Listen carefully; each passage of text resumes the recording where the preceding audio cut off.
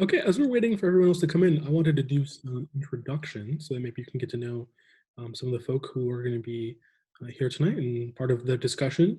I want to start with Jonathan and Chase. Do you mind just saying hello? Hi, everyone. Thanks for coming and joining us tonight.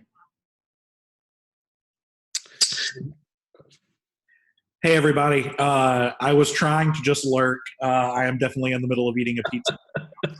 I put them on the spot, so I appreciate that. No, that's totally fine. It's reasonable, and I'm just going to be really honest that I have this, I have the laptop open next to me while I'm eating dinner. So That's right. that's life in 2020. There you go. Yeah, and if those of you that don't know, Chase and Jonathan are two of the runners of ISD, founders as well, and we appreciate them being here. To my right, I'm not sure if it's everyone else's right, I got Mr. Bilal Butt. Bilal Butt, do you want to tell us where you're from and what school you work with? Hi, everyone. I'm Bilal. I work at ISD, and I'm the coach at Charlotte Latin School in North Carolina. Awesome. Thanks, Bilal. And for those of you that don't know me, I am Gabe Rusk. I am the curriculum director of PF at ISD, as well as the director of debate at Fairmont Preparatory Academy in sunny Southern California. And I'm totally excited to see all the diversity in terms of regions we have here. I see us, we have coast to coast, we have different continents, we have different time zones. So I'm excited to have everybody here for tonight. So just to give you a little rundown of what the conversation is going to look like, it's kind of broken down into three component parts. The first one is a sort of checklist for virtual debate writ large. So this will be great for NSDAs. And what we did is we worked really hard from ETOC as well as other online tournaments. And Bilal and I were doing some math earlier, and we have about 100 rounds of online virtual either judging or coaching together. And we said, hey, what are the things that you actually concretely need to do before you get into an online round? And would we tell us to our students, and would we follow this checklist? So I think it's going to be a great balance of sort of tips and adaptation strategies in order for you to get the best out of either NSDAs or virtual camp, online camp over the summer, as well as online tournaments in the fall. As many of you know, virtually all of the normal tournaments that are on the circuit level when it comes to September or October have already potentially, if not officially, said that they're going to be online. So we think this is more than ever a time to kind of think about sort of the paradigm shift, hopefully not permanent, in terms of what we can do to be effective online debaters. On the next part, we're going to go through something that's definitely timely, which is going to be some topic analysis for the NSDAs and charter schools. And I think even if you're not going to NSDAs, I think this is going to be effective for you because it shows how to break down a topic and sort of take something that I think is incredibly broad and complicated and be able to parse it into parts that's useful for any topic. Because we'll talk about this when we get there. On the on-balance beneficial topics could apply to anything. It could be the Internet of Things. It could be the Nafta. We've had these simple constructions before, and you could apply the same principles to, I think, some other topics. And lastly, I think even hopefully after seeing our sort of checklist as well as our sort of topic analysis, you'll see the sort of insights as well as the way we think and how that contributes to online camp.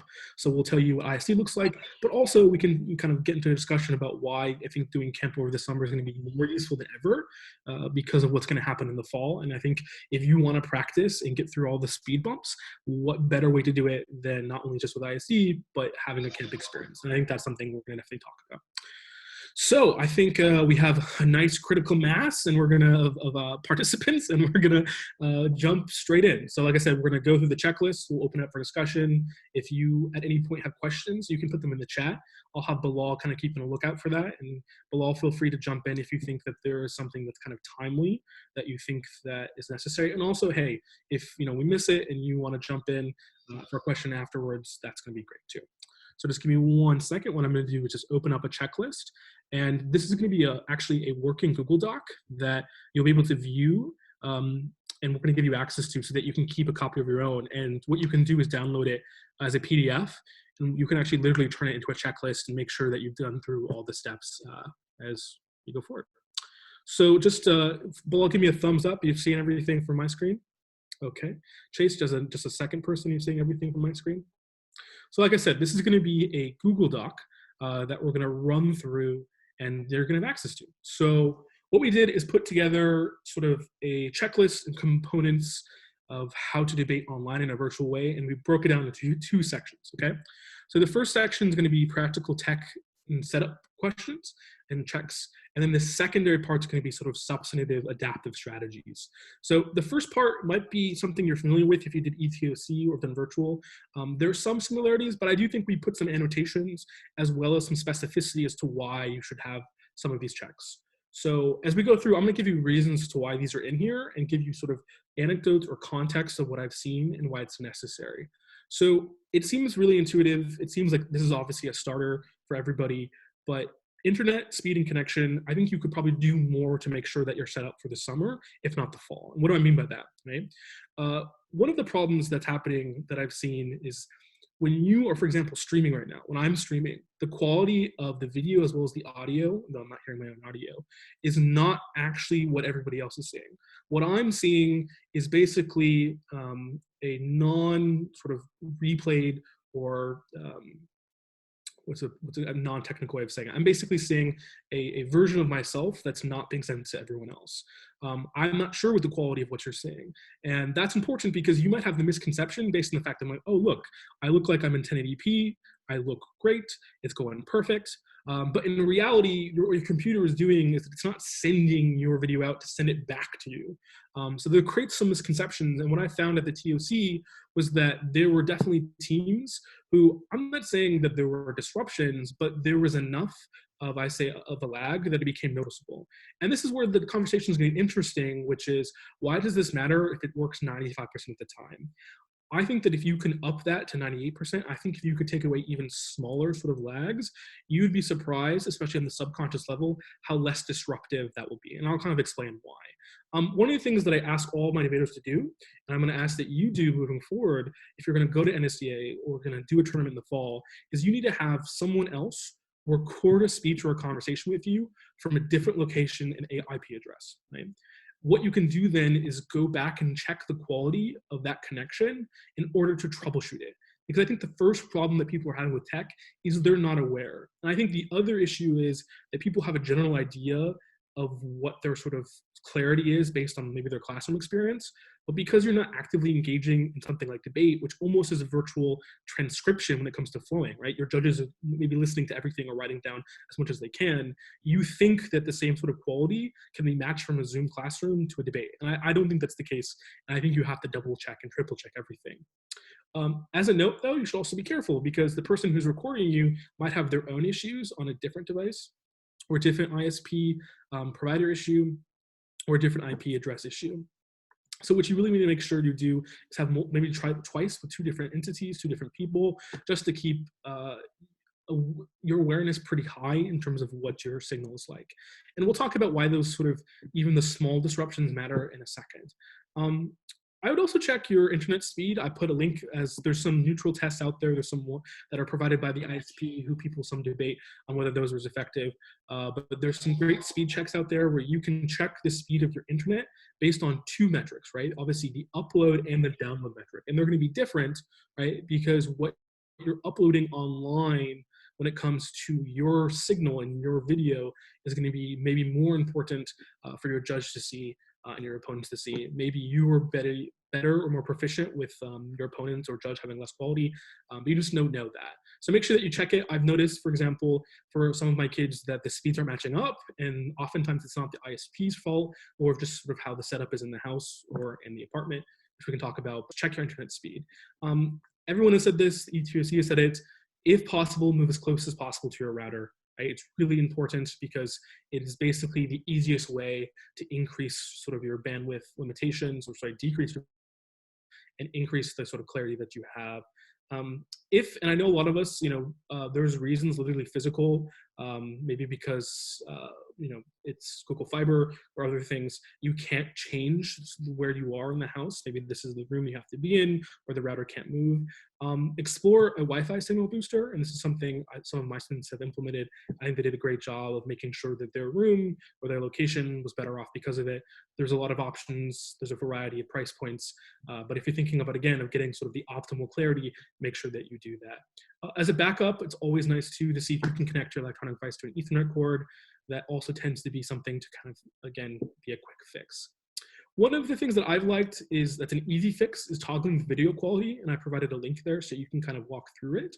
Is that one of the things that you might know is that some of the Zoom settings either opt in or opt out depending on what your institution or what you originally did to high quality or HD video.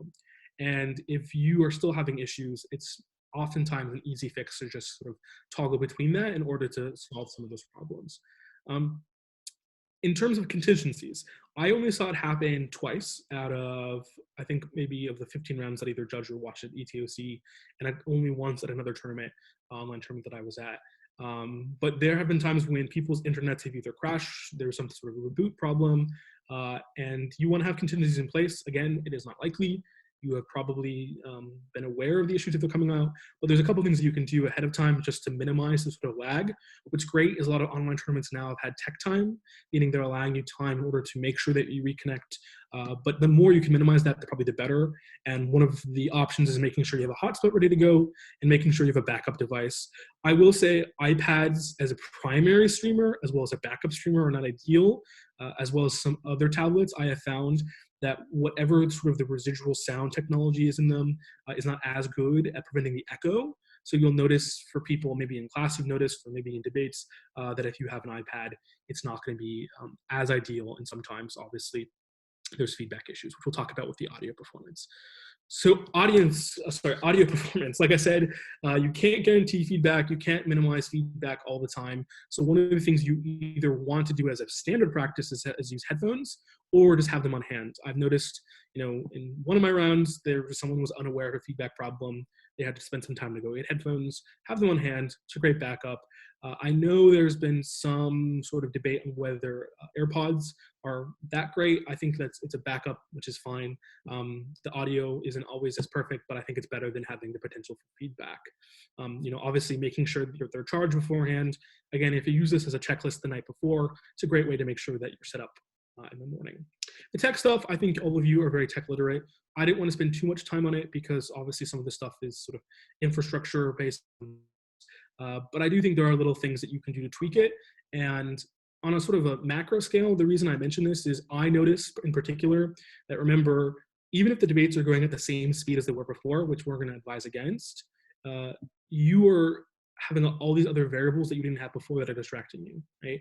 Not only your computer, you might be at your home space, your judge might be less attuned to the technology. And what you don't want to do is add some sort of significant stress on top of everything else and have them miss something. And remember, if a debate's becoming very technical line by line, you do not want to look back on a debate, maybe because of your responses being blippy in the first place, and that's probably something we can deal with, but you don't want them to miss something that's very quick if you're being efficient with your time.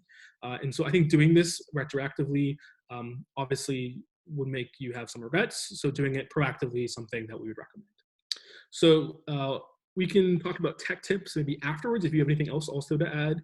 Oh, one other tip that I was told right before the meeting, I thought this was a great one, was make sure, and this I think oftentimes doesn't have, but try to turn off the notifications, the sounds notifications on your computer, because I remember specifically at ETOC, I would hear iMessage and Facebook Messenger like relentlessly, and one, it's just distracting, and two, I don't know, I think subconsciously, I think I am very trusting, but I think it makes people suspicious of, why, in the middle of your speech are you getting 18 Facebook messages? That was literally one of my rounds, and the only reason the notification will be coming up is if actually you have the window open. So hey, just eliminate that sort of perception, take it out of there. So beforehand, close any notification windows as well as turn off the noises. With iMessage especially, it's not something, for some of us it's default. So before the meeting, I turned off the noise, though you could probably maybe hear some of the, I think Zoom noises as they're coming in, but everything else I've turned off to make sure it's less distracting.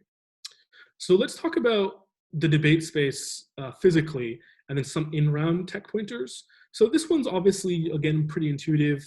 Obviously you're trying to find a space to minimize traffic and noise. I know for some people at tournaments, as well as just like I've seen in news and podcasts of people moving to closets and basements to minimize sort of the decibel problems that they're having. But the trade-off oftentimes is connectivity. So just make sure that you practice and try out these out. And this is a big one, and I don't really mean to joke about it. There's already some anecdotal evidence coming about it. Are you using like literally the most ergonomical chair in your house? You're usually not having this much stationary work in this specific location. So Have you thought about that in the long term? Especially with debate rounds, I feel people are forgetting to eat, they're forgetting to hydrate. You want to add to this stress? No, obviously. So you want to do something proactive about it. Again, another small tweak, what's the background of your space? You want to balance professionalism, but also minimalism. You want to go too far. I've seen all ends of the spectrum.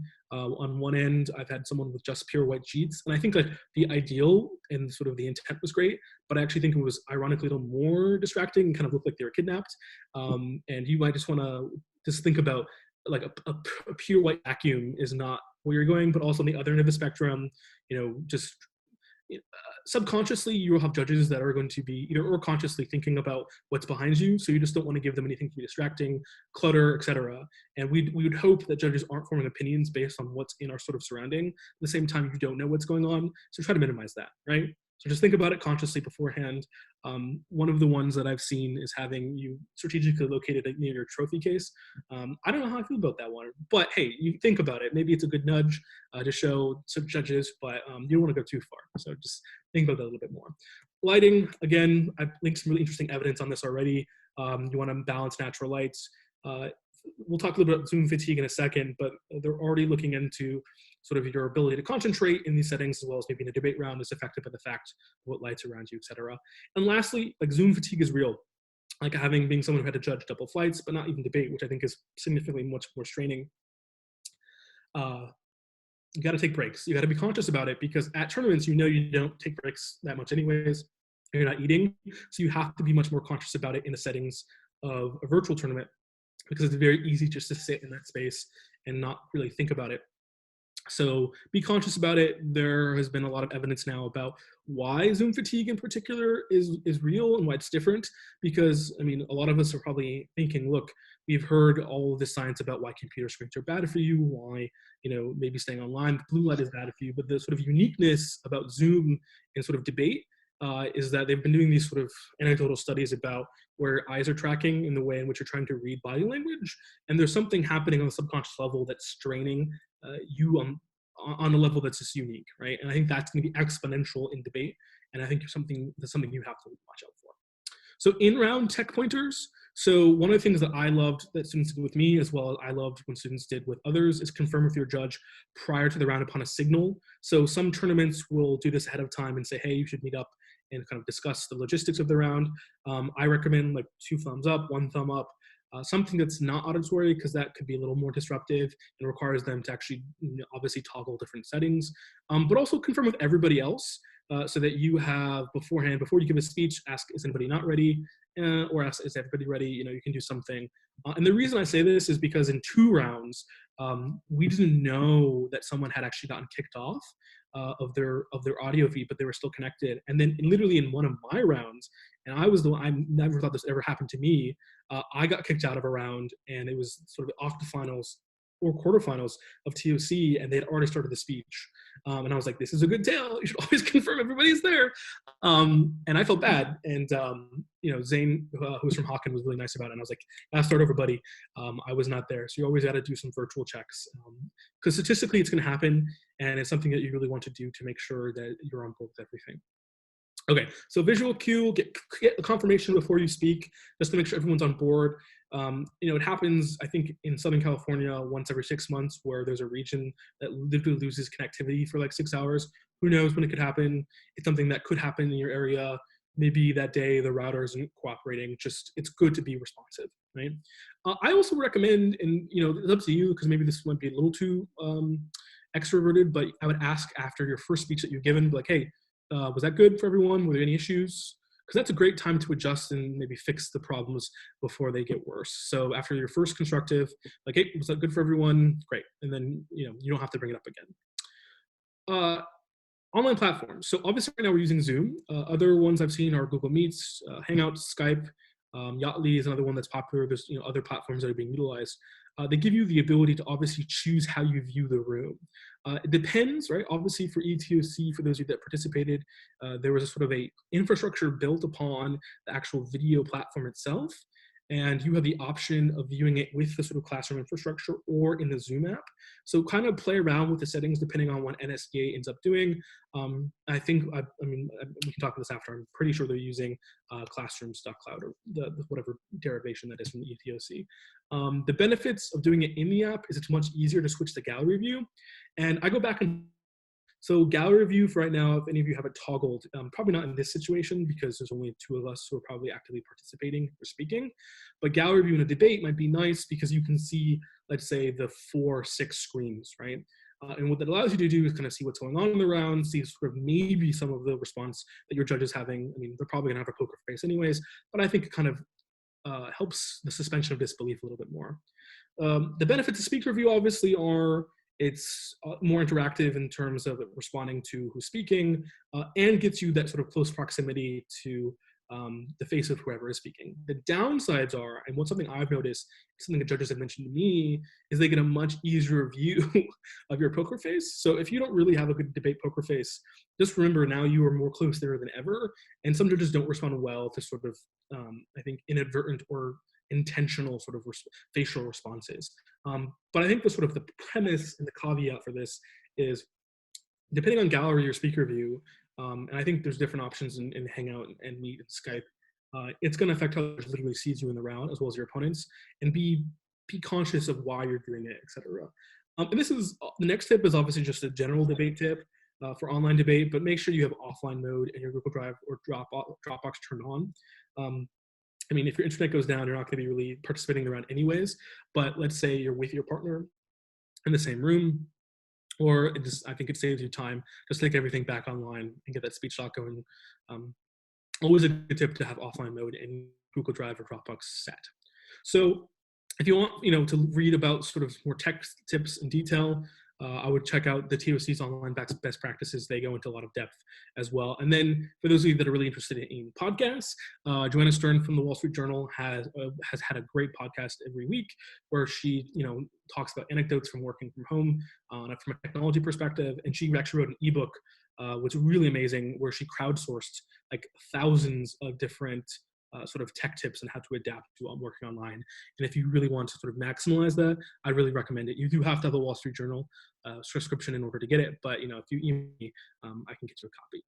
So let's move on to skills and adaptation. And this is sort of less substantive and sort of more strategy based. I'm just gonna keep track of time here just to make sure that, brevity is the soul of wit. And if, Bilal and I teach word economy, I better be able to do it myself too.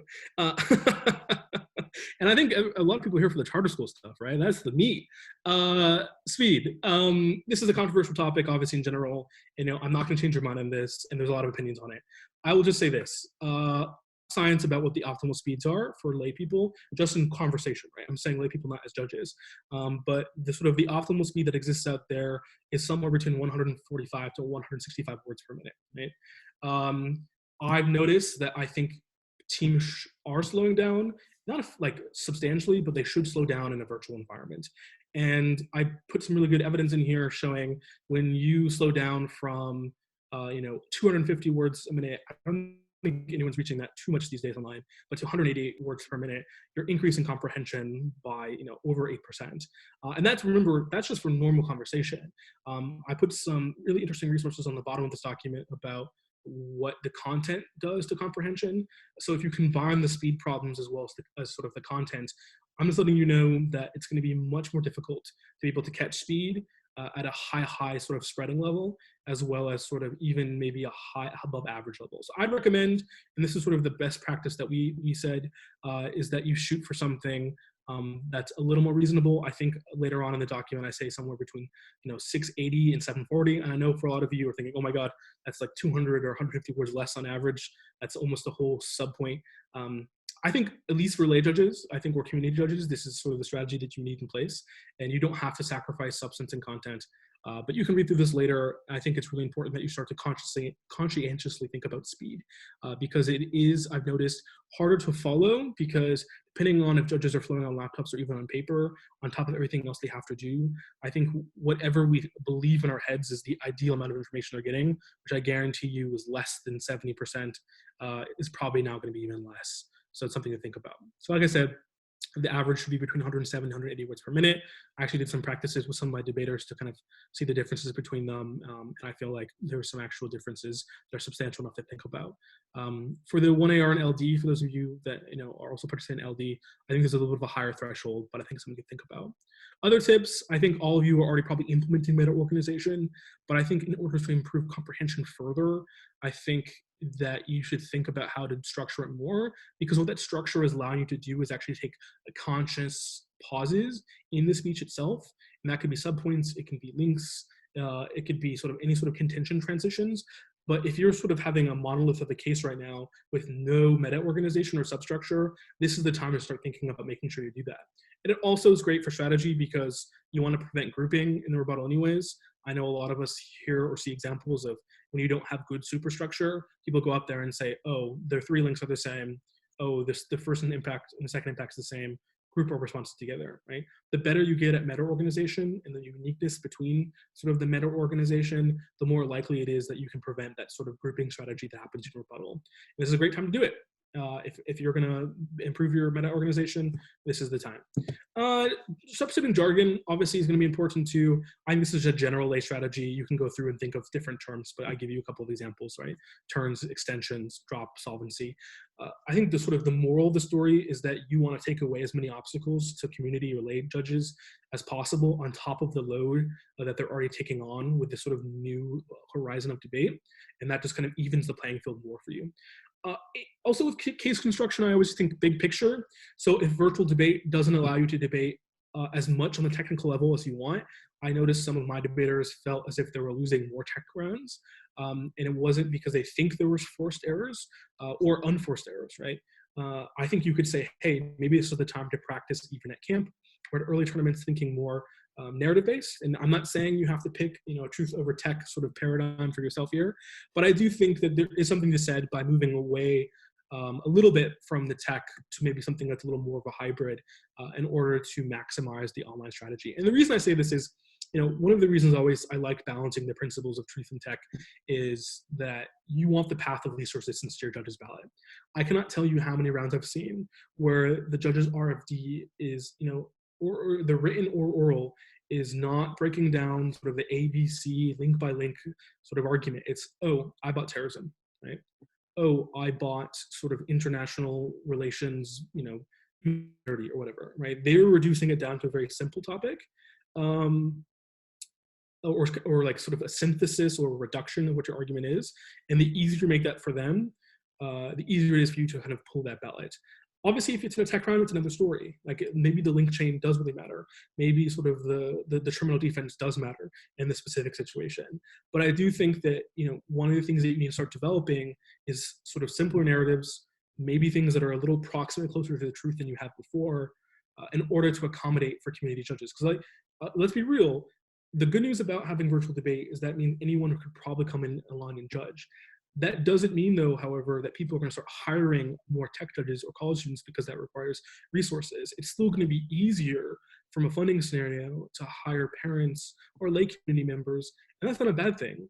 But the idea that the pool is going to shift substantially, I'm not so sure. So we still have to imagine that we need to adapt to judges in this sort of new world that we're living in.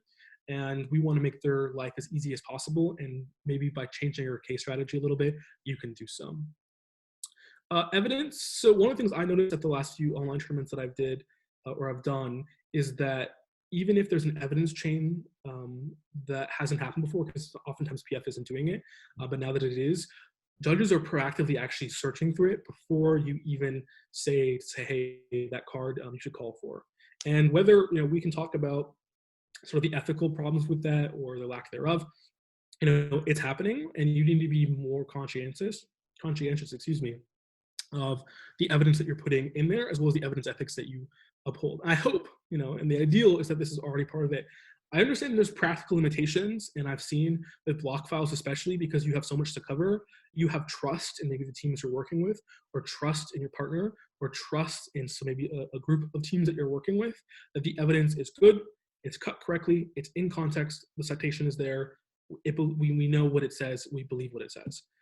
Things fall through the cracks. I'm not going to always say that it's malicious intent, but I did see a couple rounds where I really did believe that the teams did not know what they were running in terms of a card, and that could be because of time, that could be because of other factors.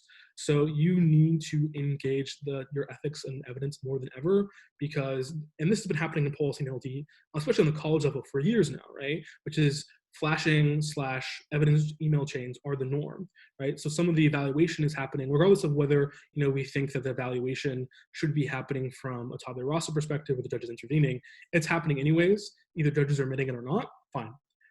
This is now a new norm that you're going to have to realize and be ahead of. And virtual debate is going to put more scrutiny on evidence than ever before.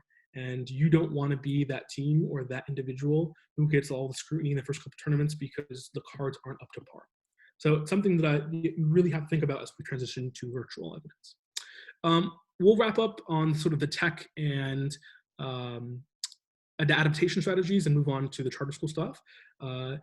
But I did want to mention at the bottom of this document, I'll send out, for those of you that are really interested in sort of the science and psychology behind speech and debate, I did sort of a meta study by myself and broke down sort of 5 different studies looking at how people listen, take notes, and comprehend content. And basically the takeaways are pretty intuitive.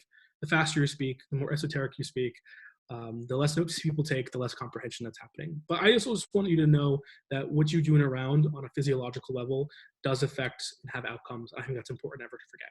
So before we transition over to the charter school analysis, are there any questions about adaptation or tech tips? Like I said, we'll give you this document, but did anyone have something that comes up in their head before we move on? Feel free to put in the chat. I think you can do the raise hand option too. So I'll look through really quickly. I don't see any raised hands. But if at some point you do, definitely just message us in the chat and or raise your hand with the raise hand button. Okay, so let's move on to topic analysis. Bilal, did you have anything or are we good to go? No, we're good to go. Perfect, thank you. Okay, so let's talk about charter schools. Let me pull this up. And then as a confirmation, Bilal, give me a thumbs up that you're seeing the same screen I'm seeing. Okay. And then, okay, good. And I know that depending on your settings, so what you're probably seeing right now, this is again a good sort of tip, is that you might see 4 heads or 5 heads, and it might cut off some of the content. What you can do, unless you want to see our faces the entire time, is click 4 options: the grid, the sort of equal sign, the square, and the sort of the small sort of thin sign. If you click the thin sign, what you'll see what happens is the faces go away. So if you find that to be distracting. Okay. And did you notice how I implemented my own tip below? I asked him for a thumbs up to confirm we're good to go. See, I'm implementing my best practices already. So I'm not just speaking into the void and my internet's been down and no one's been able to text me for half an hour. No? Okay, good. Anyway, debating charter schools with Bilal and Gabe. Oh man, it sounds like a show, a podcast even. So, sorry, I should stop laughing at my jokes. On balance, charter schools are beneficial to the quality of education in the United States. And then Bilal, like I said, at any time you can jump in. Don't feel, I think Bilal's been doing a lot of great work on this topic already as well as I have. Let's talk about, I want to talk about framing first. And I kind of mentioned this earlier, but for any on balance topic, right, they oftentimes, hopefully, will give you a metric that limits sort of what I call the sort of scale problem, which is if I have a topic that is on balance, the internet does more good than harm. And there was something similar to that with the IoT topic a couple of years ago, which is Internet of Things. The problem is it opens up a Pandora's box, right? Because how do we compare apples and oranges? So the problem is if I specify or if I look at one specific impact and they acknowledge that that impact exists, but they say this other impact is more important, the debate just becomes nonsensical and you have to get to meta weighing and weighing in general very quickly, which is fine. And that's something that we do a lot in debate. However, sometimes descriptive topics, and just to tell you the kind of delineate the difference, right? Descriptive topic being something about the way the world is. So X is better than Y, right? Is a descriptive topic because you're debating about how to describe the world, right? A prescriptive topic is you saying we should take a policy action, right? So a descriptive topic in this case is, charter schools on balance are more beneficial to the quality of education, right, than harmful, whatever the iteration is. A prescriptive version of this topic would have been, the United States should substantially increase the amount of charter schools, something like that. And they're fundamentally different, right? Because the descriptive topic isn't asking you to change the status quo. The descriptive topic isn't asking you to change anything.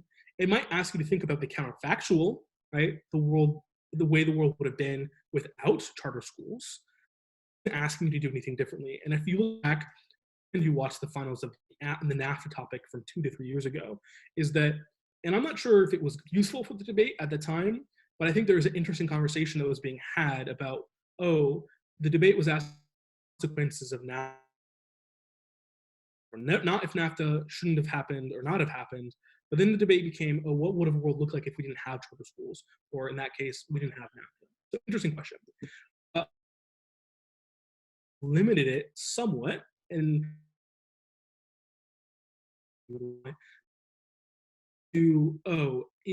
are charter schools beneficial to the quality of education, not just in general, right? It's not charter schools bad or good, it's are they beneficial or harmful to the quality of education.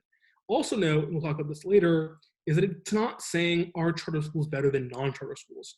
The neg's burden isn't necessarily that you have to prove that non-charter schools are better than not charter schools. So don't get caught in that sort of trap, which we'll expound upon. But so now that we've kind of limited the debate a little bit, the problem is no one can agree upon what the definition of quality is, right? No one knows what equality of education necessarily means. And there's some interesting evidence here saying, look, depending on who you ask, depending on what region, depending on what country, depending upon what profession, everyone's gonna say something different. However, with that caveat aside, I do think there is something you can synthesize. I think if you look at all the definitions, there are 3 parts that every definition does have in common, which are input, process, and outputs. As in, if you wanted to determine the quality of an education or the quality of education, you can look at these 3 component parts to determine if it is quality or if there is quality, right?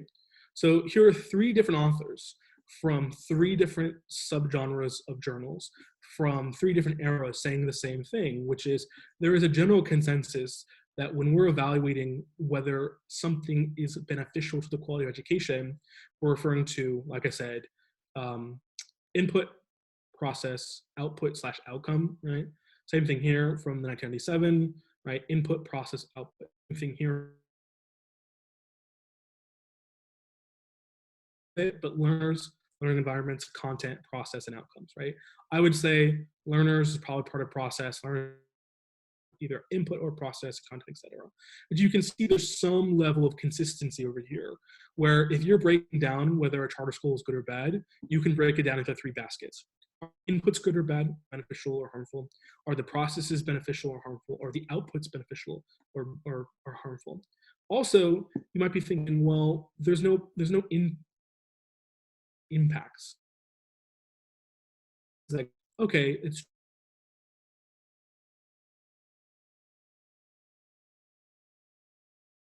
bad.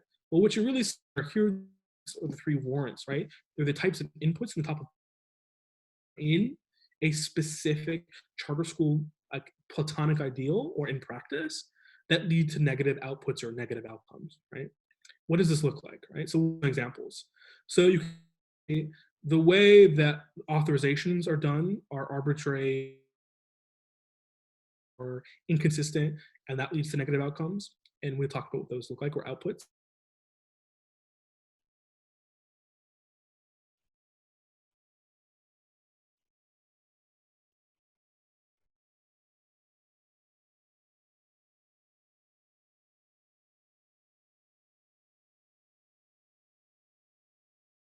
Argue is too quick and turns people in before they're effectively trained comparatively to how our public school system, independent of charter schools, works.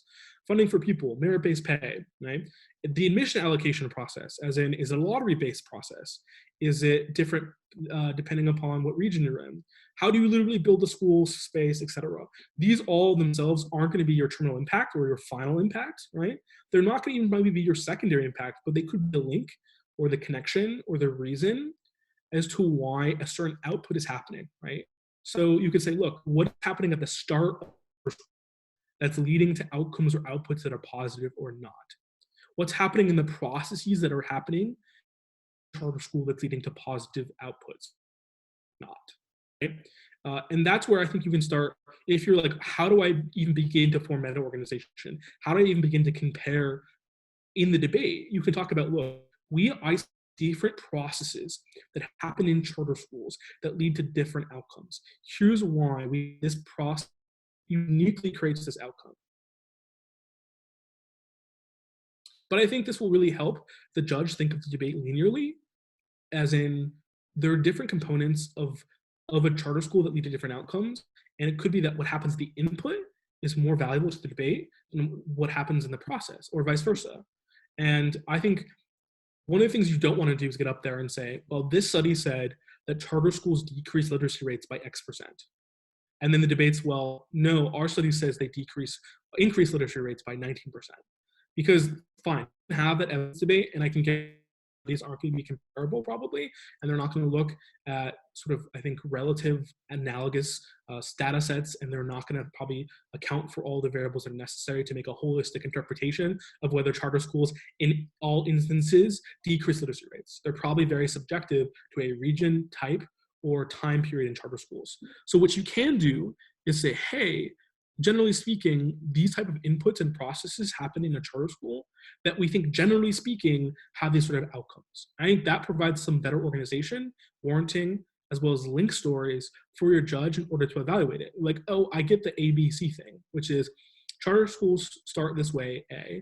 That leads to a process that's kind of like B. And I understand that A and B lead to an outcome or an output like that's C, that's either good or bad. And that's the sort of story that you want to walk your judges through. You can't miss one of these, right? You can't just be like, hey, here's what goes in charter schools. That's great. Because we all know that what goes into something is not in a vacuum, right? It is the consequence of what goes into it that we're debating. And as the famous saying says, the road to hell is paved with good intentions. And there are a lot of things in history or even in social science or psychology that were well-intended that ended up having effects that were not, right? That are not positive. I mean, if anyone wants to look up, one of my favorite things to look up is the sort of the law of unintended consequences. You'll see all these examples throughout different genres, different academic fields of when this happens, where you take something that seems good in premise, right, and then it ends up having a catastrophic effect down the line. Famous examples being, like in I call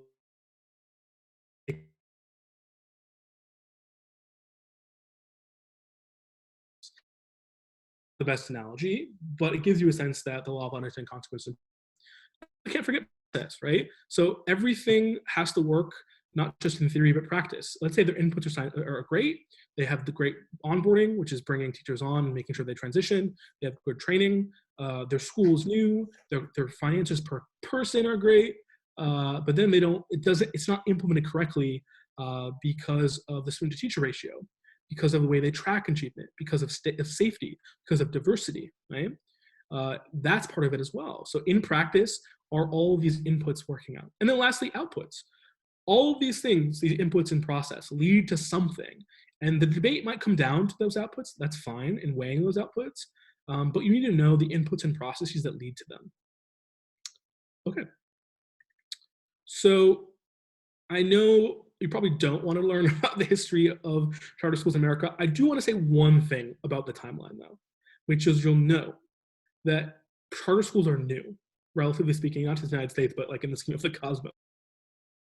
The charter schools did not functionally exist in the mid-90s, but legally did not exist until the early 90s. And this matters because, remember, the time frame of your studies, and the reason why this is probably consequential is that in debate, and with being longitudinal, and that's just a really fancy debate term for saying it's done over a long enough time, seems significant. As in, it probably makes sense that for something like huge and paradigm changing as charter schools, that you want to see its effects over generations. Because if you look at studies on Social Security or housing and urban development, We did not know about the disparate impacts on such a high until ability over generations. No, and actually, this probably doesn't help you.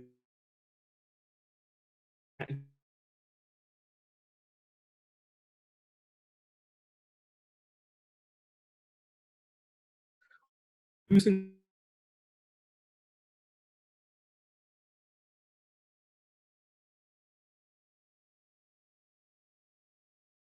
this is probably obvious, but the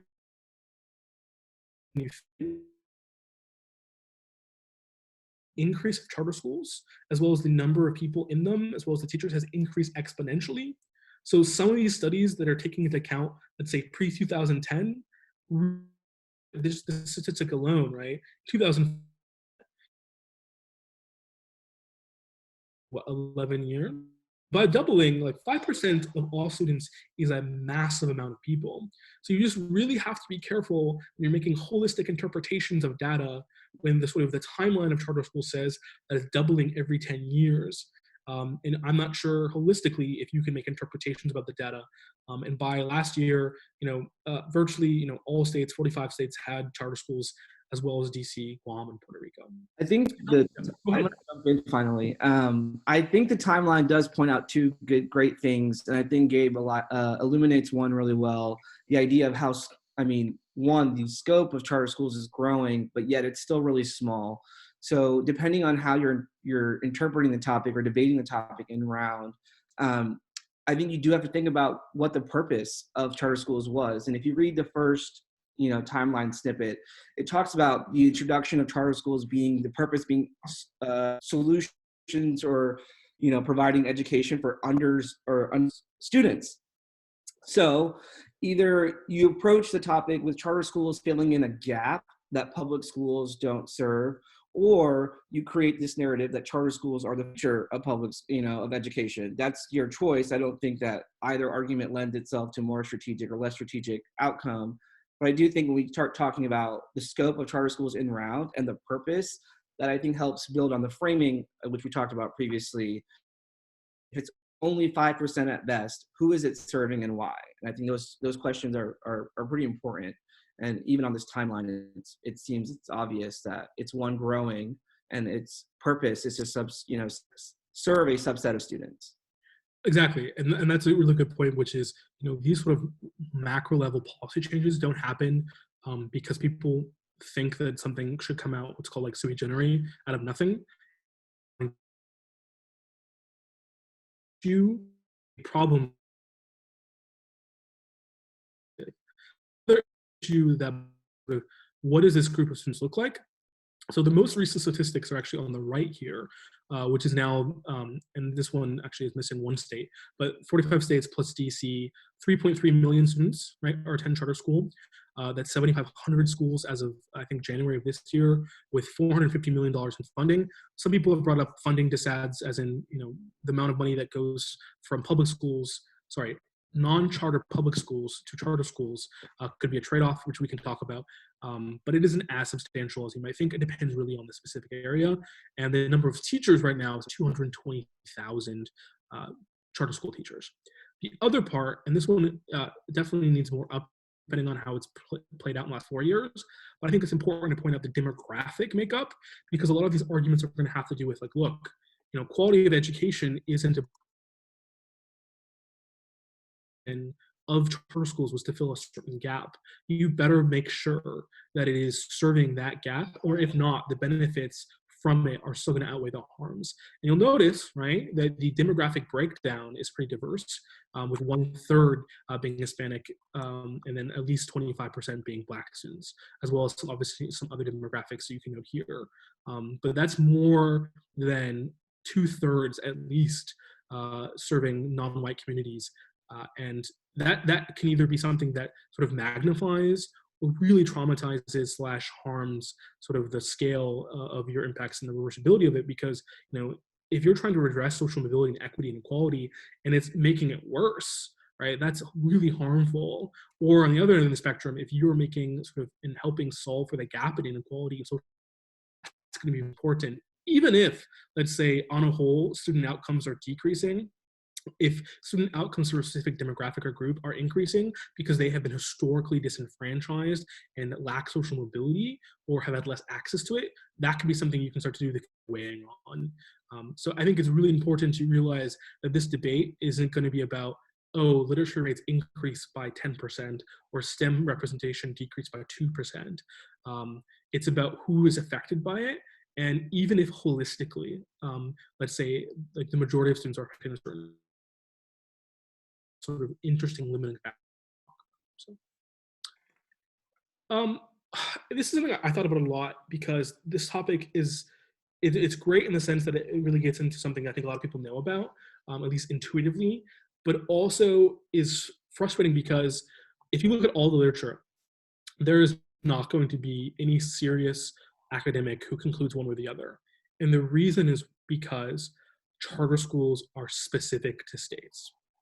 There is guidance as well as sort of federal guidelines as to how the federal government interacts with charter schools, but the sort of the meat and potatoes of charter schools is dependent upon the regulations as well as sort of the authorizations of a specific county, school district, or state, right?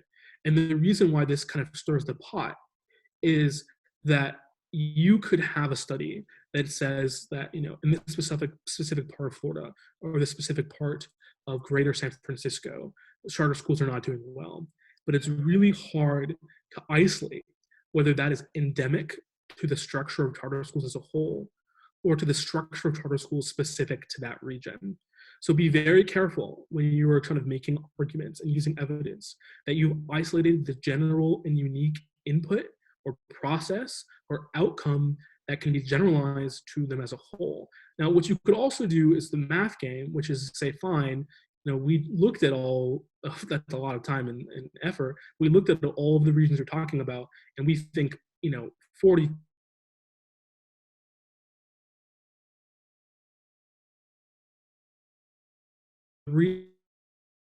consensus on this is because a charter school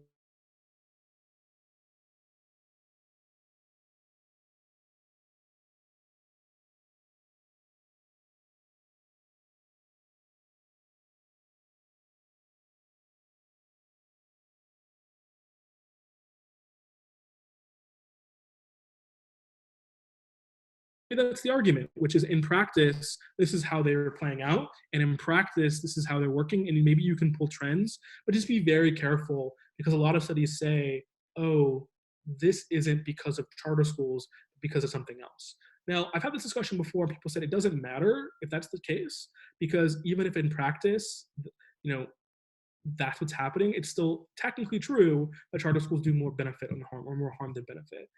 I think that's fine.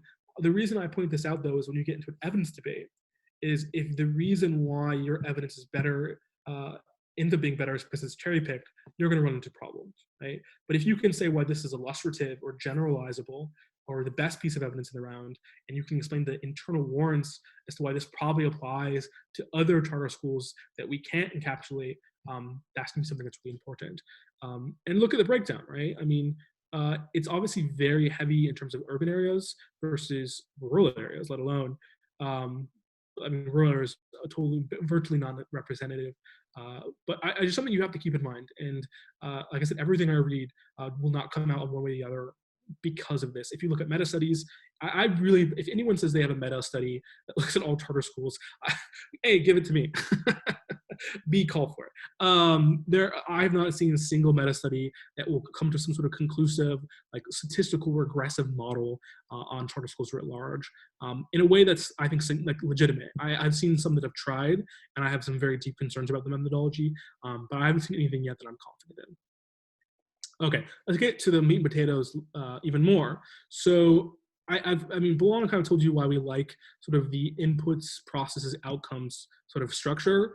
Again, even if inputs and processes are warrants and links, I think you should be isolating, what are the unique inputs that make charter schools more positive, right? Or unique processes that happening during charter schools that make them more positive. And then I lastly mentioned like direct educational outcomes and then indirect educational outcomes. And the reason why I say that is because oftentimes it's not that dynamic teaching and diversity of staff or student-teacher ratio directly lead to lower graduation rates, right? You're missing the internal link or the secondary impact here, which is if you have a lower student ratio, this is how it affects the attention and or ability for them to complete the class credit, which then inadvertently affects the graduation rate, which then directly or indirectly affects the college graduation rate, lifetime income, etc. So just be careful. Where I am curious at the topic because it says quality of education. If for example, you're looking at long-term inequality or lifetime income, is that technically part of the resolution? I've seen a lot of studies on, what happens after high school, right? If it's having a negative or beneficial impact outside of their education, is that relevant or topical? I think a lot of times it's not, but maybe you just have to be careful as to like when the internal impacts you're going for end, because the resolution specifies the benefits that we're talking about or the harms have to be limited to the quality of education, right? And even if sort of the long-term impacts like lifetime income or job placement are important, that's not what the resolution is asking, right? It's asking about sort of the middle ground impacts about graduation rates, literacy rates, STEM, etc. And that could have long-term disparate impacts, but you just have to be careful because winning those sort of long-term terminal impacts technically doesn't mean you win the round. You have to be winning sort of the fulcrum of the debate, which is the short-term, middle-term quality of education debate, which is, are they harming it? Just to give you some examples, right, we said one of the largest arguments, right, is the autonomy and removal of bureaucracy for charter schools allows for a level of flexibility. You've probably heard of all these debates around curriculums or literally, non-expert political appointees deciding sort of the learning standards of the curriculum. That is taken away, and that allows for maybe either more dynamic, more expansive learning standards that you may not have before. Existing again outside of the purview, at least a little bit more, depends again on your charter school or your district. But having autonomy is one of the largest arguments because again, you don't have to worry as much about the repercussions. Though again, there are transparency checks. There are certain things that a lot of localities require. But there's a general consensus that innovation is a little more likely and has less bureaucracy checks or less barriers, and that could be something that you can explore. So, I mean, if you go out there, KIPP schools is a really good example of this. You can find some really good examples of why inherently charter schools are more innovative and why those innovations in a non-charter school specific area would not have happened. And the benefits are comparatively very unique. And because if you remove the sort of bureaucratic barriers in order to implement these specific programs, which would never have happened in the counterfactual world because of XYZ, right? A student-to-teacher ratio, and this could be because of financing, this could be because of the sort of targeted nature. A lot of the science, I guess I'd say the social science does say, and again, there is not a study that says this holistically, but a lot of them, if you look at them separately, say the student-to-teacher ratio is improved. That's a really good metric to kind of look at because there's a lot of good warranting on why that affects outcomes. Direct educational outcomes, right? From the inputs and processes that we're talking about, that's when you start getting into like, when you have them, how does it affect the outputs that are coming out of the charter school, right? I listed a lot of different outputs, right, that are direct and indirect. The ones that are often mentioned in outcomes in this sense are definitely the more direct ones. Literacy rates, STEM, what grade level are you at, graduation rates, right? Even something like sort of attendance rates, crime. There's a lot of different areas in which you can look at direct educational outcomes.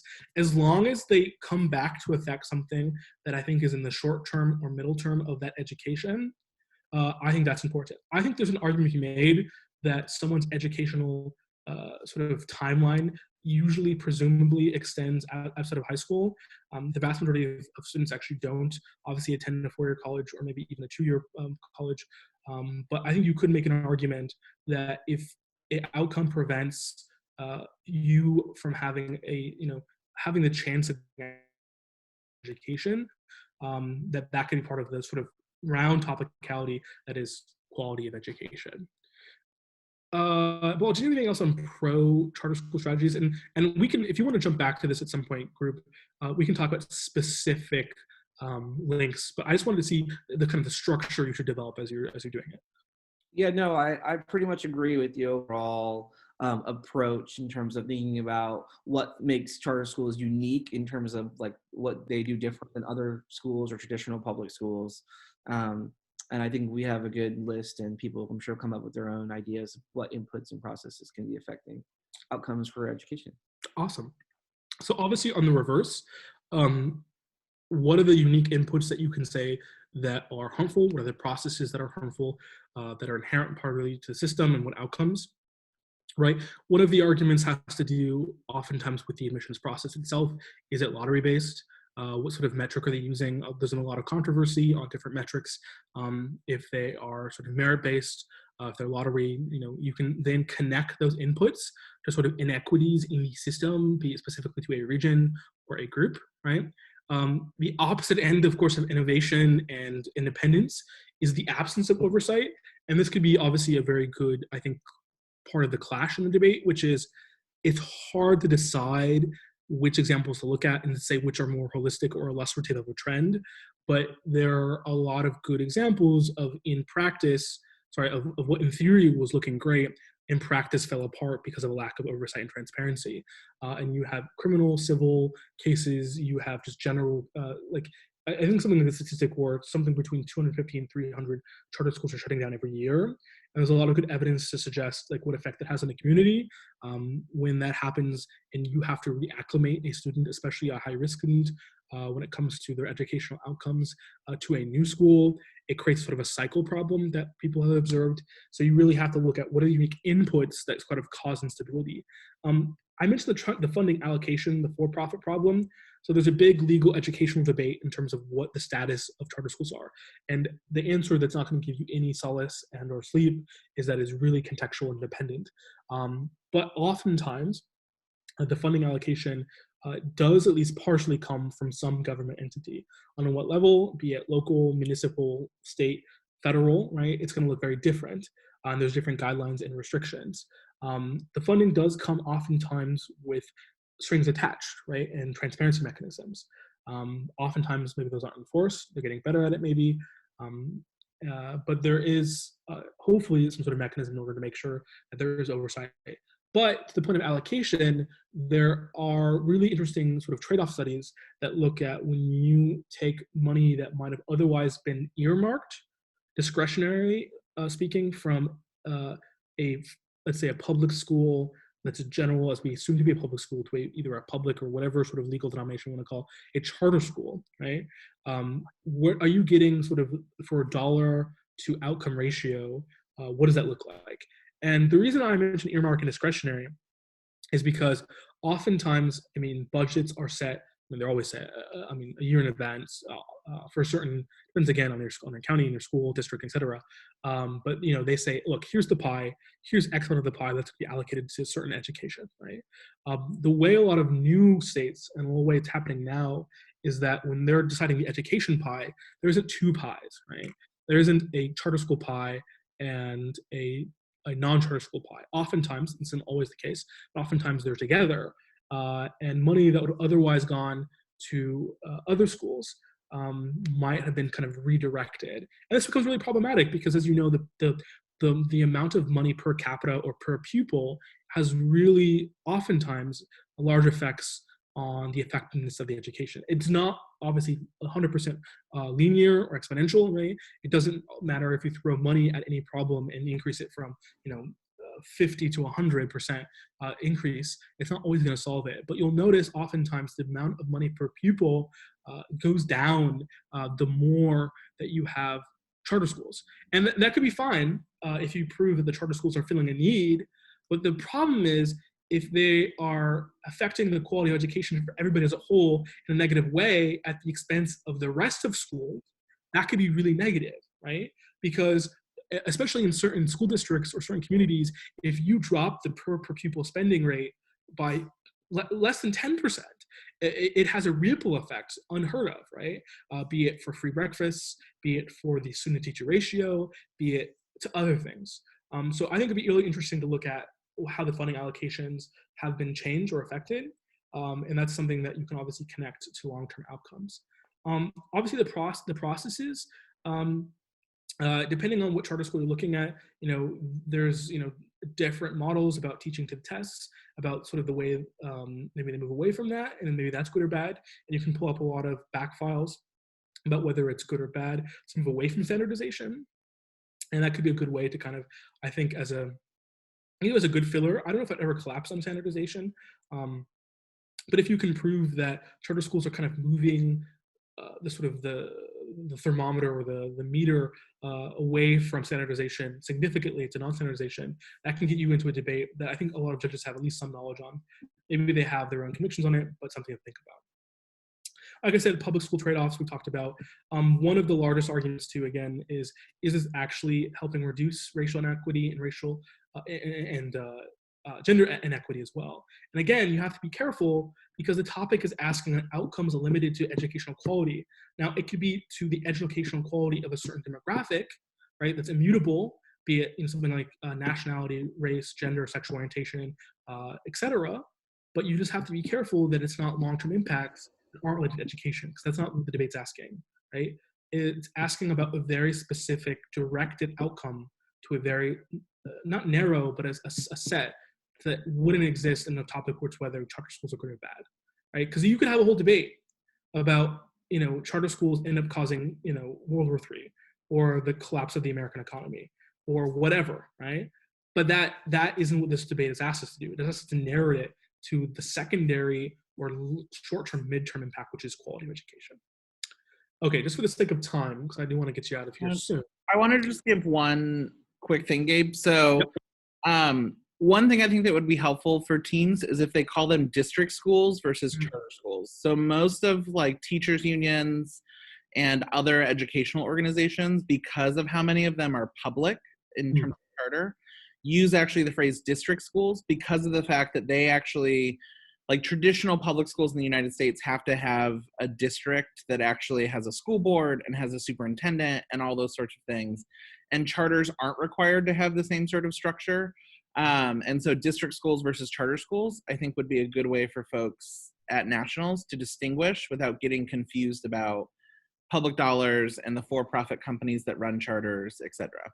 That's great. And I think that's really important because these debates are going to happen and you don't want the, even you could see that I struggle to be oh, the delineation is, and what you really want to do is be able to be succinct about it and to Chase's point, look, the way in which they are structured and enforced, et cetera, are based on different mechanisms. One's by a district, one's by a charter. Remember, charter literally being a document. If you think about the origins of charter, right? The charter says, here's what you should do. Charter schools have to abide by that charter, right? Versus a district, the mechanism of control is a district, oftentimes is elected, that decides, like a school board, what the school should do. So I think that's a great delineation and avoids the sort of, oh, is it for profit? Is it public? Is it private? What do those words mean? Because depending on if you ask a lawyer or a psychologist or an educational expert, they're all going to give you different answers. Okay, how do I weigh and set up this topic? I think I had mentioned this before, but this debate is not implying charter schools are better than non-charter schools, right? You very well could talk about how it's affected non-charter schools, but don't think you have to get up there and prove, oh, non-charter schools, or in this case we call them district schools, right, are more beneficial than charter schools. You shouldn't have that burden, because that requires, according to the data, right, what is it, 93% of students are in district schools. I'm going to jump in here. I think I both agree and disagree. I think that the pro does not in any world have to get up and say that charter schools are better than district schools. But I think the neg, it gives, the topic itself gives the neg a lot of options in terms of how we discuss whether or not charter schools are only good for their own students or if they affect outcomes for all students, right? I think the topic does a good job of not being specific in terms of how charter schools impact just the kids within their own walls and just the overall quality of education in the United States. So I think that it is really fair ground for the neg to kind of, when they're setting up the weighing as well, or even the initial strategizing of how to set up cases and how to give rebuttals, to think about, well, every team on the pro is going to get up and defend, charter schools. Should we just reserve all of our arguments to attack charter schools in our rebuttal and kind of focus on the more traditional trade-off arguments about how charter schools affect quality of education for all students and not just a 5% within their own walls? I think I guess like don't limit yourself. Obviously, I think I agree that there's no burden for either side to have to do this, but I think the option is good enough for either team to have the discussion. Yeah, and this is a really good point that Bilal's making, which is like, look, you know AF is going to run charter schools good, and you're going to have responses saying charter schools bad. So should you save some of those responses for rebuttal and then spend a lot of time saying charter schools have traded off with all these good things from non-charter schools, right? The delineation here being, or district schools, the delineation being here, you have all these terms saying, here's why it affects outcomes negatively directly in charter schools. You can say why it has all these effects on equity in charter schools. But maybe in constructive, do both and include, hey, because they've traded off from district schools, because in the counterfactual world, if they hadn't existed, this is what we would have seen. You could say, here's all the reasons why a district school would have been better, and now there's a harm or a benefit we've missed out on, right? And this is why descriptive topics are hard, which is, can you talk about the counterfactual? If I'm saying a world unbalanced, internet is, more beneficial than it's harmful, I might make the argument pretty easily on negative, right? That in a world in which we didn't have internet would look like X. Not just here's the good and the bad in which we would have had internet, because we have internet, right? The delineation being, sometimes in order to win a descriptive debate, you have to imagine what would have happened if it hadn't occurred, and what the benefits or the harms would have been if it hadn't been there. And that's where that Nafta debate from NSDA kind of got interesting, which was some of the arguments were, for those of you that have seen it or should go back and watch it, is what was Mexico's economy going to look like without NAFTA? And this might be the same situation, which is, what would have standardization look like with or without charter schools? What would have racial equity would have looked like in the south side of Chicago if we actually didn't have charter schools? And that would have been really bad. I also think I think Pro also may have some options in terms of discussing how charter schools benefit district schools. I think those options are probably a little bit more limited, but they may be available. And in a debate space, you might be convincing. So, sure, yeah. Absolutely. Now the weighing part, which is what might happen, and we mentioned this earlier, is that you're going to get, what if you, regardless of the sort of inputs and the processes, what if you get to outcomes and you say, fine, charter schools increase literacy by 5%. But I say charter schools decrease or increase equity by 80%, right? I will say caveat, I don't like always using like quantifiable, number-ish impacts. We know that's sort of the lingua franca that we're dealing with right now, or the sort of the most common form of impact. I'm just using it as an example, right? How do you kind of compare apples and oranges? So I think you have to start, prepping and maybe putting little overviews and documents of why your outcome or your metric for determining the quality of education is going to be the most important in the round, right? Because remember, the best debaters that you see concede that part of their opponent's arguments are true. Because remember, charter schools have pros and cons, right? It is not going to get you anywhere to get up there and say that they have literally absolutely nothing of the sort. It's the weighing that's going to win you these rounds where you say, oh, this outcome or this impact is going to be more substantial or more important. How you do that? Obviously, we talked about the scope of what demographic, and this is not just general sort of weighing analysis, but what's the scope of the people being affected by charter schools. We mentioned there are disproportionately, oftentimes unrepresented minority groups or those with immutable characteristics or face institutional structural barriers. You could also do, and the good news is if you have the same outcome, great.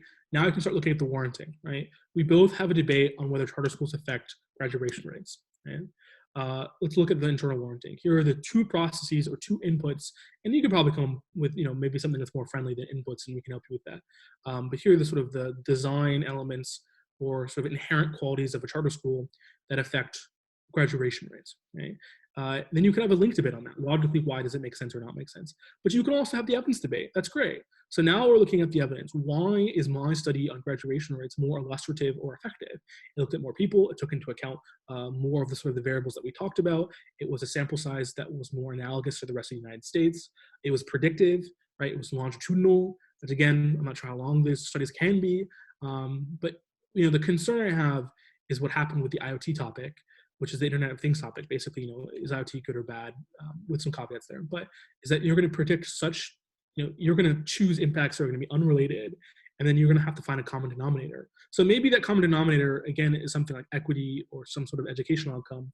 But you have to sort of prep these arguments ahead of time, because you don't want to be doing it on like ad hoc at the tournament, putting these in a Word document, right? You need to have them ahead of time.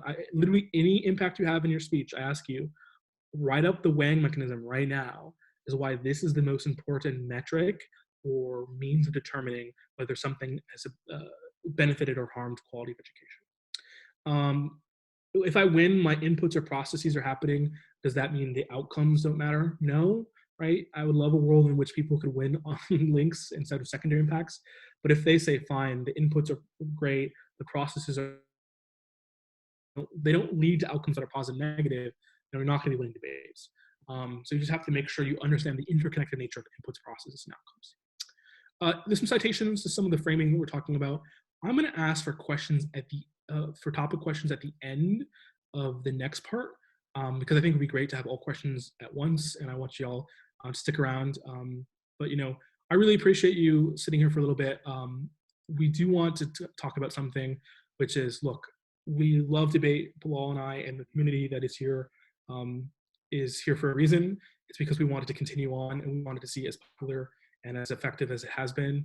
And we really believe in the people and the institution and the infrastructure for ISD PF Online.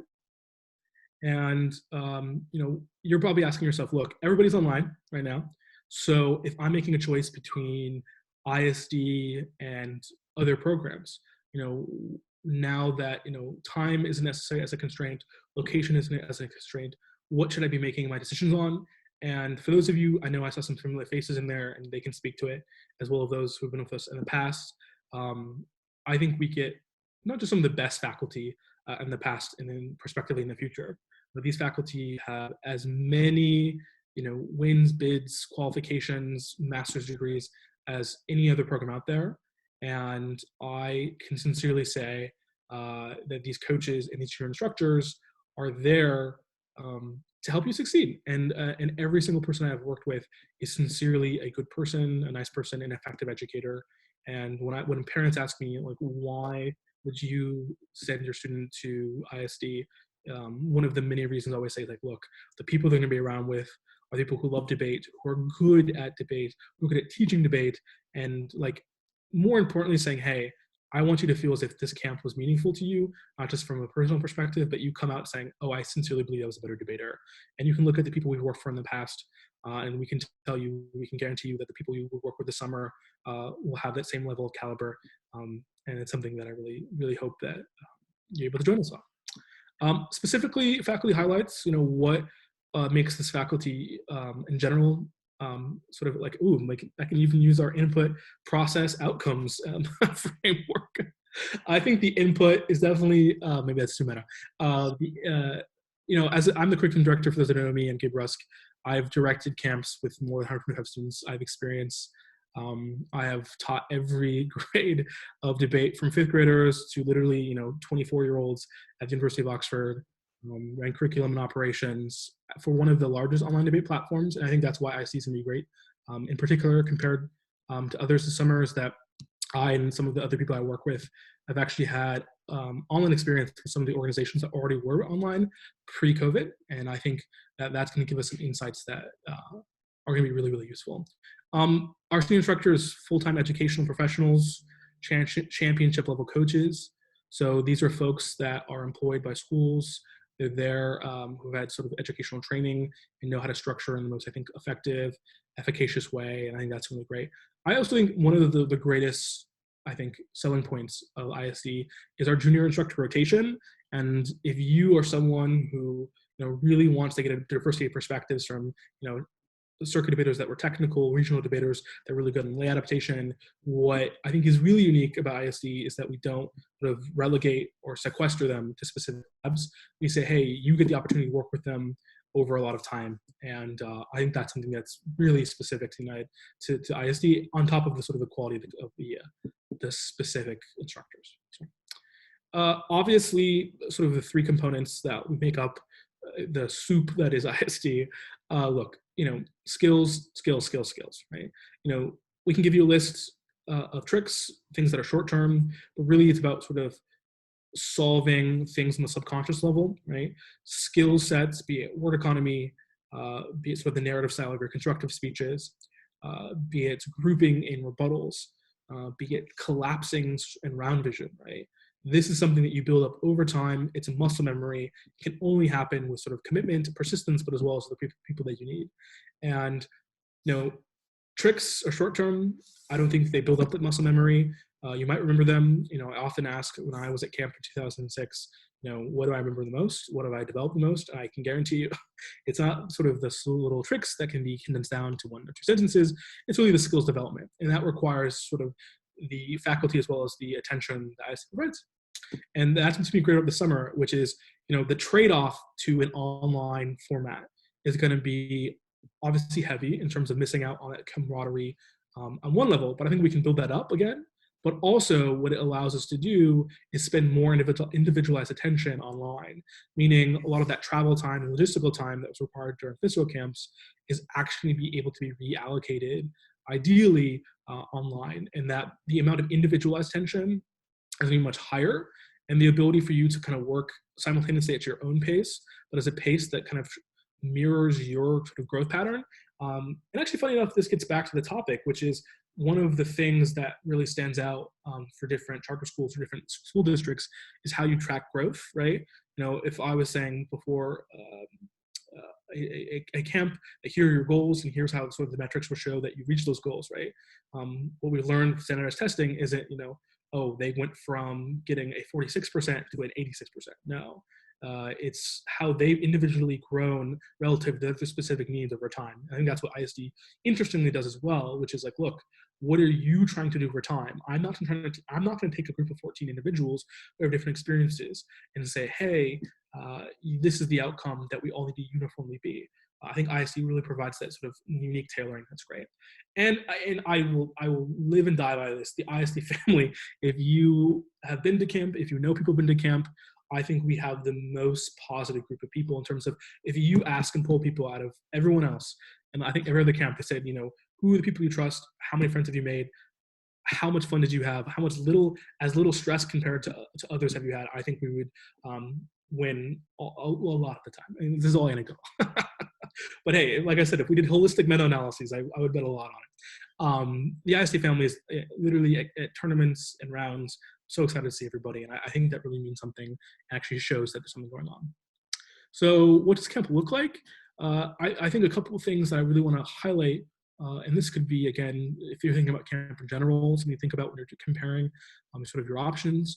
Time zones, right? We understand a lot of you come from different time zones, and camp will be structured in a way kind of like ETOC to maximize sort of a general time period in the middle of the day that allows us to work synchronously. So do not worry if you are from California. Okay, maybe if you're from Taiwan, but if you're from California, no, I'm kidding. We'll make it work.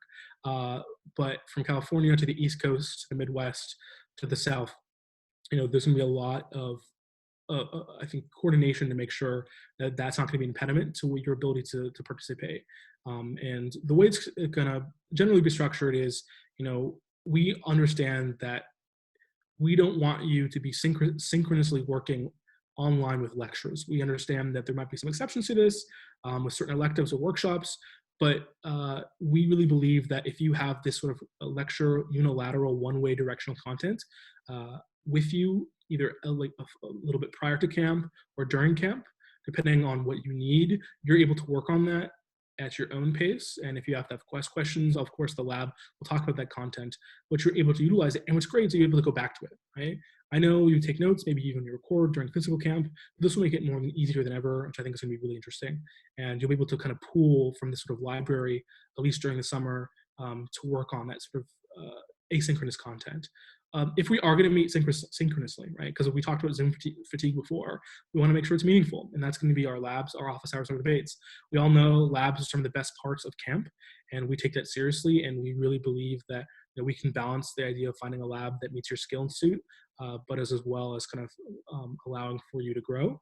And we understand that there are different students with different needs, and we're going to reflect that in the labs, right? So do not worry, you are going to be in a place that where you can succeed in the best way possible.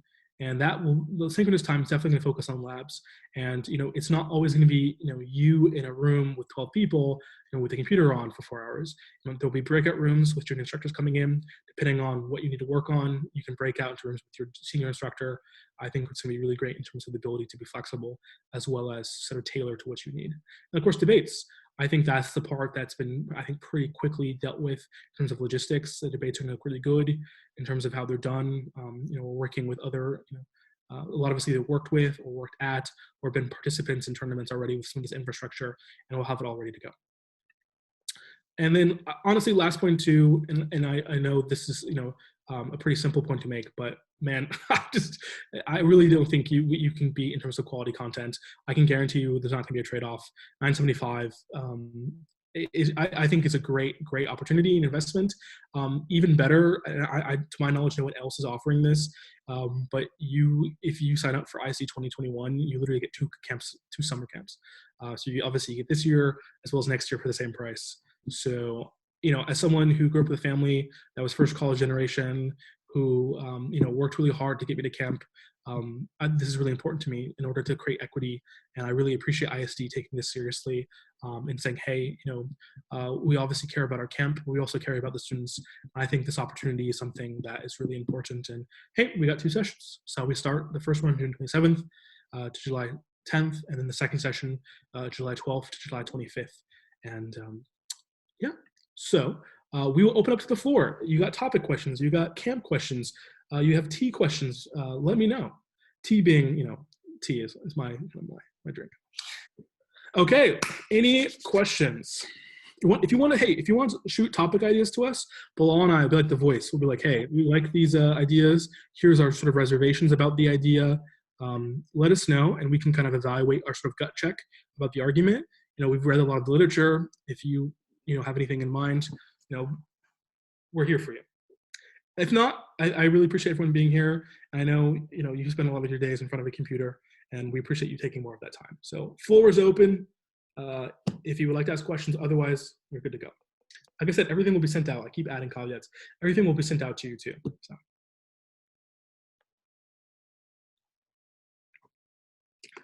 Anyone have any ideas?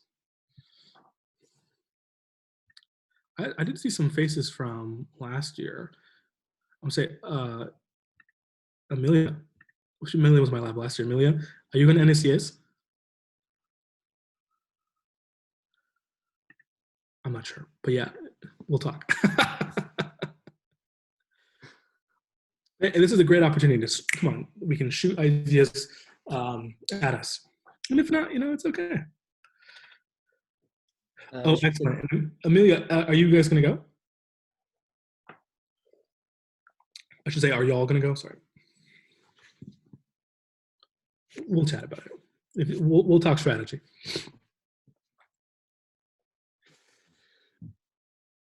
You're a miss. Oh, excellent. Okay, well, it sounds like everyone's, I think, just ruminating on all of that. And I promise with camp, it's more, more of a conversation. But if you have any questions or concerns, reach out to ISD. My email, we can put in some of the documents as well as Bilal's. We'd love to listen to any of your questions and concerns or thoughts. And I'm actually usually pretty good at responding to emails. I mean, like literally just out of nowhere from people. So some of that I've had people just send me. We have a question. Oh, we do. Oh, okay. This is a great question. Okay, this is really cool. I love this. So you might have noticed that at ETOC, as well as I think it was Georgetown, prior to the ETOC, as well as some other tournaments that have happened, that again, I'd like to see sort of maybe like a sort of analysis on this, but it seems anecdotally that progressive arguments are becoming more popular. But maybe we'll kind of define what we mean by progressive. So by progressive, I think we're kind of moving away from topic specific oftentimes. That's more of the theoretical stuff, which we can distinguish. But sometimes they are kind of critical or case, meaning that they're questioning the presumption, assumption, or construction of the topic itself, right? So from a theory perspective, I will say theory has become very popular over the last 2 years. and some of the late out rounds of major bid tournaments this year have been won or lost. Even the TOC, I think, quarterfinals, Emory finals, semifinals, etc., have been from progressive arguments. And I think the question is why. Maybe it would increase in tournaments online. I think a couple of reasons. One, there's going to be more tournaments that you have available to you. So the cost of maybe traveling across the country, spending thousands of dollars, and then having a coach or a parent ask, "Oh, why would you be doing this? Doesn't seem relevant to the topic." Seems to go down. So people have less to risk in terms of it being something they'll go for. If the judging pool, the second thing is if the judging pool changes, right? If the judging pool does actually really dramatically shift to more debaters, college students, etc., because again, there's less barriers, that could be another reason. The third reason is for topic prep. I found that maybe oftentimes if you don't feel as comfortable with topic prep, you're going to rely on that. But also there are teams that sincerely believe in the theoretical violations that have happened in the round. Bilal and I, as well as Jonathan, I think Chase, have had very interesting conversations about, when theory should come into play, when is PF, actually, I think, require it. And we will 100%, there are examples that violations that happen around that should be talked about. The way that should be talked about, I think, is an interesting debate. For paraphrasing theory, for paragraph theory, for dress theory, I am less confident in that being as directly connected to the rounds as I would like. But there are some legitimate arguments to be had there. So it's going to happen for those kind of reasons. I mean, Bilal, do you think those other reasons why it's probably going to happen? I don't know. I think Nationals is kind of a unique tournament, but the two things that you said probably are true, that it would just be dependent on the judge pool. I think generally Nationals does a good job of pulling in different regional judges, and they usually don't let first-year college students judge out rounds or at all. So it limits the progressive, people who would entertain the arguments of progressive debate. It does limit that a little bit. I think even the type of debaters who show up at Nationals tend to be less progressive just because getting out of their districts are often concentrated in similar districts. So we see a lot more diversity in types of arguments. Not to say that you'll have no progressive rounds, but will people run more progressive rounds at online tournaments generally? Possibly, but Nationals, probably not. Yeah, I think that's 100% right. And I think we're seeing over time how things are changing. And I will say too, maybe delineate different types of progressive arguments. For K's, I think that ironically, though it's more connected to the topic, tend to be less popular. By K's, again, I don't want to throw too much jargon, of course, but it's more specific to the topic area, as in the way in which we talk about education, the way in which we frame education with certain words. Like I will admit, I use a lot of terminology that use the word social mobility. I refer to immutable characteristics. Maybe the way I frame the debate could be put into question as reductive or something like that, and that might be a conversation to be had. But it seems to be less popular than theoretical violations. Maybe because PF really doesn't have the time to develop either. But Ks usually require topic-specific evidence, versus theory violations oftentimes are more meta and have been kind of been created beforehand to respond to violations. So you probably won't see as many Ks compared to theory violations, but you're definitely still going to see maybe an increase in both, again, because the obstacles and risks from before are going to decrease. However, going all the way back to my first conversation about adapting to speed and community judges, I don't know if you want to add sort of the other compounding variables that are on judges, be it tech, be it audio, be it everything else, to then add theory to it as well. It might be a little risky, but again, with online debate, maybe those risks can be taken more. So that's a great question, Lynn. Any other questions for anyone? Oh, this is a good question for y'all. I think y'all have some good NSDA knowledge. So I do not think that flow judges are going to be more common at online nationals. And there's two reasons for that. One is I don't think it has actually changed the teams that are actually going to nationals all that much. I think that the programs that come from specific local circuits and things are still going to be more of those traditional teams. And also, I wouldn't even say lay. I think they are debating public forum that existed 5-6 years ago that was the event for when Gabe and I were doing it, really. And it really has I would say the new circuit debate has actually changed more than what they are doing.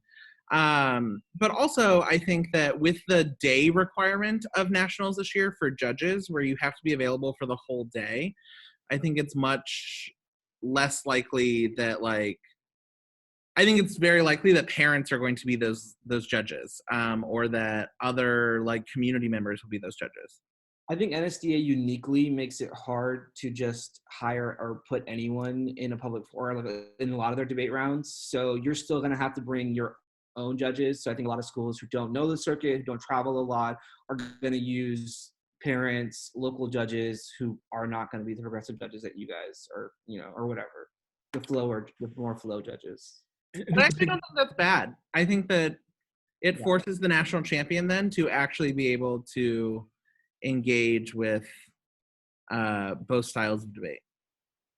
And I was going to add one thing, which is in my program as well as others, sometimes we require certain, if we don't want to pay for judges, we require parents to. So there's a lot of institutional reasons why parents might still also judge. There's a lot of reasons why they're still going to be part of this equation. So they're not going to go away. And it's not, again, as Chase's point, oftentimes there's always it seems like there's a disclaimer that's a bad thing. It's not. I don't know if Olivia's still here. Olivia is someone who loved it when she had lay judges because I think she did a really good job of adapting to that. And there's still a place and time for that. And I've said this for years. I never think lay judges will ever disappear from the event based on the way it's structured, and they will always be part of it, which is great because I think it changes the way we debate, and we can still have both types. Shrieker had a great question about meta way. I think that yes, the idea of meta weighing, or yes, it is a decent strat. The idea of does it have to be util, or can severity still be considered? I think absolutely. I think when you're talking about charter schools being founded on this idea of serving underserved students, they're often the conversation that gets neglected, or it's they're the people in the util conversation that get the not benefit part of it.